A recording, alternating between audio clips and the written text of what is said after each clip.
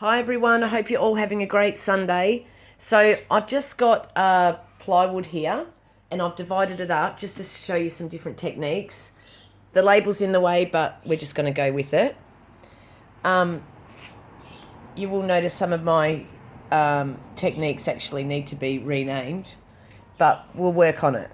Okay, so I will be stopping and starting the video so that I can keep it short and condensed and show you the nice version, so to speak. All right, so this one I'll just show you quickly. This is going to be the wet on wet. So what I've got here is a spray bottle just with some water. A lot of people have asked about this technique. So I'm just going to spritz. So that's quite wet. This is a fine mist spray, so it's not soaked, but it is damp. You can feel that. And I thought that I'd just trial it with these colours. And these are in the Easy Pour bottles. It's so easy. I might chuck a little bit of red up there. And honestly, it's all about having fun in a way. So here, I'm just going to spritz again, and you'll watch and see what happens. It actually comes up as quite a different technique. I'm just going to dip my hand and I'm literally going to blend.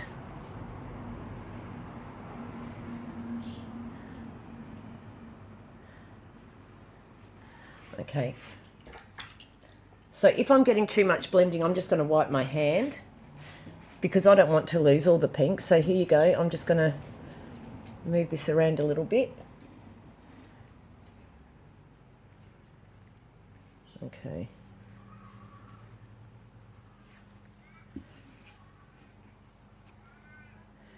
Now it looks pretty awful at the moment, but bear with me. And once it dries,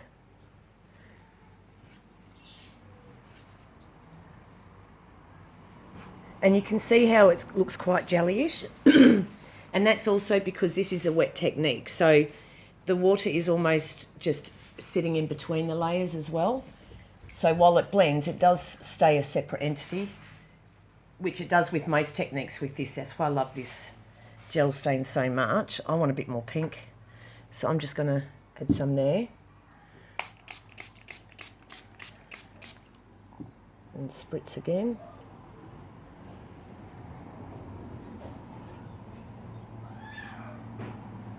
And there's that label which we're just going to pretend isn't there. Okay, so we're just going to leave that to dry. Now, if that dries and there's areas that I don't like, say for instance there, I'll just come back and go over it. There's no rules. All right, so we might pause it for a sec. Okay, we're back. So I did put a little bit more onto here, you can see, because there were some patches I just didn't like. So all I've done is put some more squirts on and then just blended them.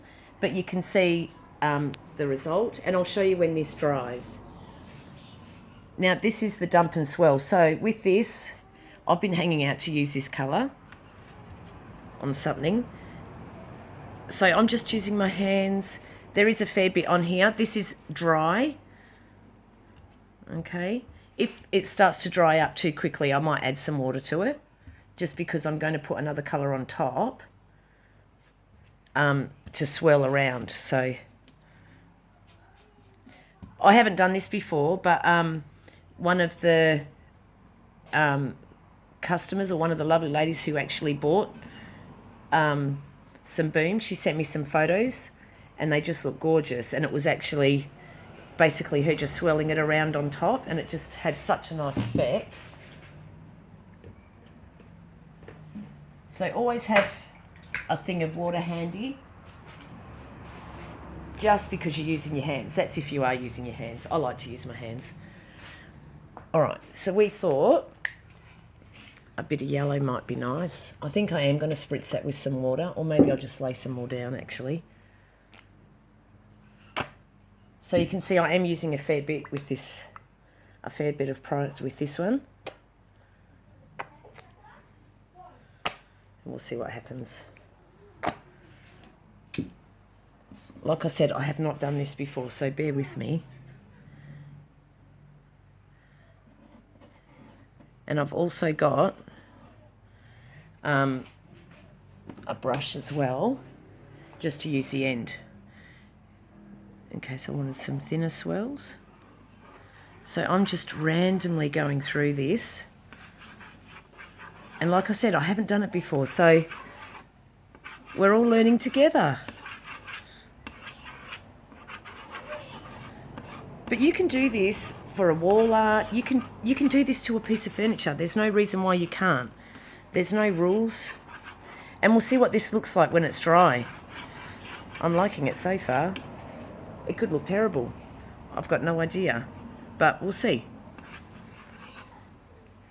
I might just do a couple of wider swells just to...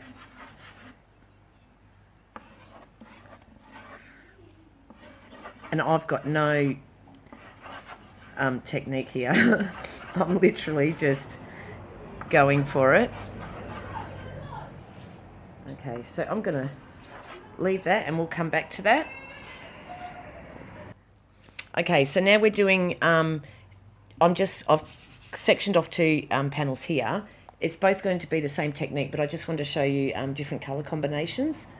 So I'm just going to add some of my blue. So I've just put this on dry. I'm just working it in with my hands again. This is a really good technique for furniture or pots, but furniture, it just looks really nice. I'm working on some pieces, which I hope to, because I'm also hunting for some more too. So I'm just... Okay, and bear in mind, I'm doing this really quickly, guys, just so I can try and get it on the camera for yous. So that didn't use much product, very little really, and I'm still just rubbing it around.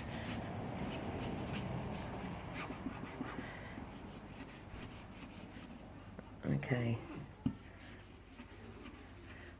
there we go. And I'm not concerned that there's blobs and marks, because I'm going to be dabbing on other colours, so that's the whole point of that panel.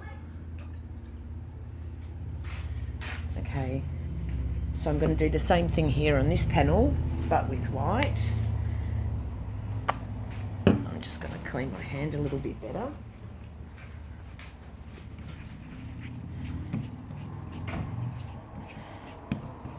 This white is beautiful, so if you can imagine this on a big buffet, rather than whitewashing, you can just do the white stain, and it's just stunning.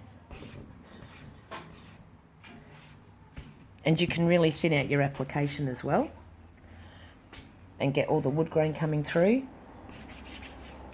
I'm trying not to get these colours mixed here, so, and I just did. But anyway, that's okay. So you can see I've applied it up there, and the wood grain, where it's really thin, is still coming through. So for a whitewash, you're going to use very little product, which is awesome. Okay, so we're going to give that a couple of minutes to dry just before we go and apply the next colours. So here I'm going to do a dry swipe above. And again, I just love these colours, so I'm going to use these colours. That's the Cassowary Blue, and this one's the Eclectus Green, which they just look so good together, so I'm going to move around a little bit.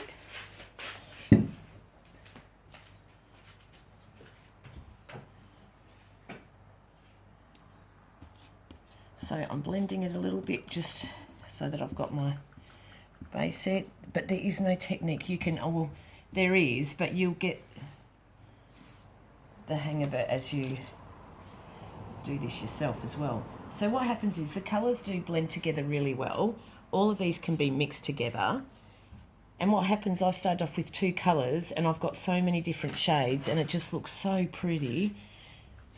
And then once this dries as well, so I can just work it on first, and then I can go around and fix up any bits where I don't like it, or if I don't think it looks blended.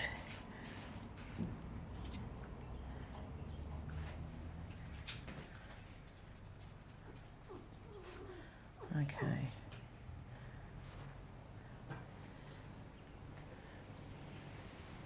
So I've just ever so gently gone along there. So you can see that little bit there. I wanted to blend that out. Okay, so we're just going to leave that.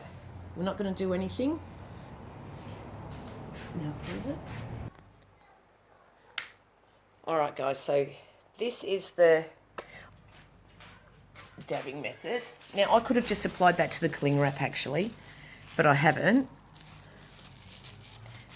And it's okay that the white is still wet. I want it to be a little bit wet, because what happens is then we get little bits of grey coming through as well as the two colours blend. You don't have to use cling wrap. You can use some Coles bags.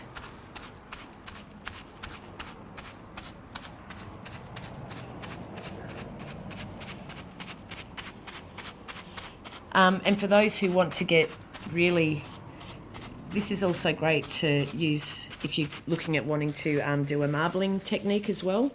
Like, it just looks fantastic. So you can see where it's really heavy. That's where I blob directly onto the surface. If you don't want that heavier deposit, just dab onto your cling wrap. And you can have a bit of paper towel handy if it's too much for you. All right. So I'll just lift a bit more off of there. So I'm going to do the same on the blue. I'm going to stop the movie now, just so I can get the other colours on, because I do want to have a high quality video rather than trying to put the whole thing up in a poorer quality. All right, and I will also post photos tomorrow of all this drying, but you can see here we've also got some cells coming through in the purple and yellow, which just look awesome. So like I said, I have no idea what that's going to look like tomorrow once it's dried, but we'll just wait and see. So just have a quick scan over each thing. Yep, yeah, even the plain one.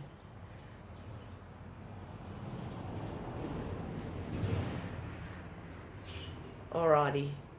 See you everyone.